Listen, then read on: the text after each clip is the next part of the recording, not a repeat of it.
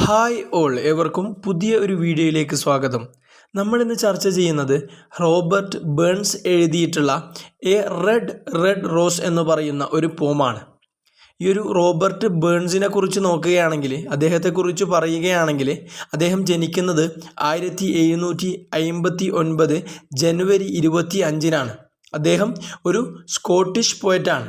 അദ്ദേഹം മരിക്കുന്നത് 1796 ജൂലൈ 21-നാണ്. നമുക്കിനി പോമിലേക്ക് കടക്കാം.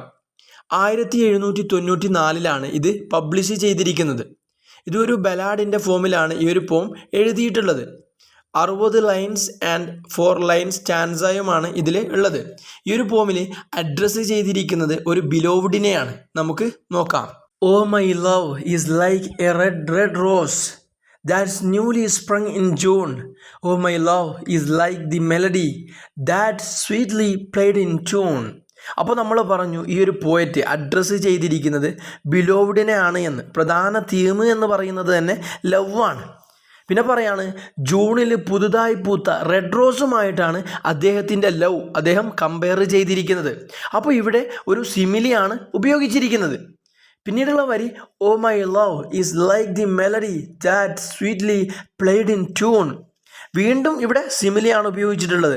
അദ്ദേഹത്തിൻ്റെ ലവ് എന്ന് പറയുന്നത് നല്ല ഈണത്തിലും നല്ല താളത്തിലും നല്ല ഭംഗിയായിട്ട് ചിട്ടപ്പെടുത്തിയിരിക്കുന്ന ഒരു പാട്ടുമായിട്ടാണ് അദ്ദേഹം കമ്പയർ ചെയ്തിരിക്കുന്നത്.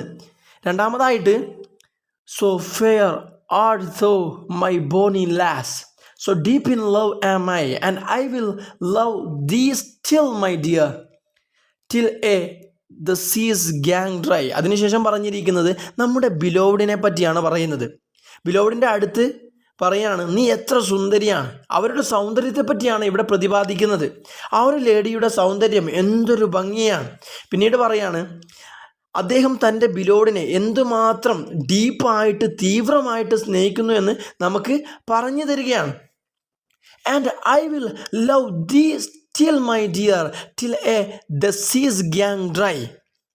പിന്നീട് പറഞ്ഞു തരുന്നത് അദ്ദേഹത്തിൻ്റെ ലവ് എത്ര നാൾ നിൽക്കുമെന്നുള്ളതാണ്. എപ്പോഴാണോ ഈ ഒരു സീ ഡ്രൈ ആവുന്നത്, അതായത് കടൽ വരളുന്നത് വറ്റുന്നത്, അത് നടക്കുന്ന കാര്യമല്ലല്ലോ, നമുക്ക് ഏവർക്കും അറിയാവുന്ന കാര്യമാണല്ലോ. അപ്പോൾ അദ്ദേഹത്തിൻ്റെ ആ ഒരു ലവ് ആ ഒരു സീ ഡ്രൈ ആവുന്ന കാലത്തോളം നിലനിൽക്കും. അതായത് അദ്ദേഹത്തിൻ്റെ സ്നേഹം അനശ്വരമാണ്, എന്നെന്നും നിലനിൽക്കുന്നതാണ് എന്ന് ഇവിടെ എന്താക്കുന്നുണ്ട്, കവി സൂചിപ്പിക്കുന്നുണ്ട്. Till the seas gang dry my dear and the rocks melt with the sun, I will love thee still my dear while the sands of life shall run. പിന്നീട് പറയുന്നത്, എന്നാണോ സൂര്യപ്രകാശം അടിച്ച് പാറ ഉരുകിപ്പോകുന്നത്, എന്നാണോ അത് സംഭവിക്കുന്നത്, അത്രയും കാലം അദ്ദേഹത്തിൻ്റെ സ്നേഹം നിലനിൽക്കുമെന്നാണ് ഇവിടെ പറയുന്നത്. I will love thee still my dear while the sands of life shall run.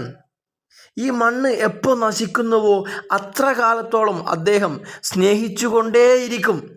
അങ്ങനെയാണ് അദ്ദേഹം ഇവിടെ പറയുന്നത്. ഇതൊന്നും ഒരിക്കലും നടക്കാൻ പോകാത്ത കാര്യമാണ്. അതായത് കടൽ വരളുന്നതും അതല്ലെങ്കിൽ സൂര്യപ്രകാശം അടിച്ച് പാറ ഉരുകിപ്പോകുന്നതും അല്ലെങ്കിൽ ഈ മണ്ണ് നശിക്കുന്നതൊന്നും ഒരിക്കലും നടക്കാത്തൊരു കാര്യമാണ്. അതുകൊണ്ട് തന്നെ ഇദ്ദേഹത്തിൻ്റെ സ്നേഹം അനശ്വരമാണ് എന്നാണ് ഇവിടെ സൂചിപ്പിക്കുന്നത്. And fare thee well my only love and fare thee well a while and I will come again my love though it were 10,000 mile. പിന്നെ തൻ്റെ ബിലോവ്ഡിൻ്റെ അടുത്ത് ഗുഡ് ബൈ പറയുകയാണ്. ആരുടെ അടുത്ത്? ഈ ലോകത്ത് താൻ ഏറ്റവും കൂടുതൽ അതല്ലെങ്കിൽ തീവ്രമായി സ്നേഹിക്കുന്ന ബിലോവ്ഡിൻ്റെ അടുത്ത് യാത്ര പറയുകയാണ് ചെയ്യുന്നത്. And I will come again my love though it were 10,000 mile. താൻ എത്ര ദൂരെ പോയാലും തിരിച്ചു വരുമെന്നാണ് ഇവിടെ പറയുന്നത്. അതായത് എത്ര ദൂരെ പോയാലും അല്ലെങ്കിൽ 10,000 മൈൽ ദൂരെയാണെങ്കിലും അവരെ പിരിക്കാൻ കഴിയില്ല, താൻ തിരിച്ചു വരുമെന്നാണ് ഇവിടെ എന്താക്കുന്നത്, പറയുന്നത്. അങ്ങനെ ഈ ഒരു എ റെഡ് റോസ് എന്ന് പറയുന്ന റോബർട്ട് ബേൺസിൻ്റെ ഈ ഒരു പോം ഇവിടെ അവസാനിക്കുകയാണ്. അടുത്തൊരു വീഡിയോയുമായി നമുക്ക് വീണ്ടും കാണാം. Good bye.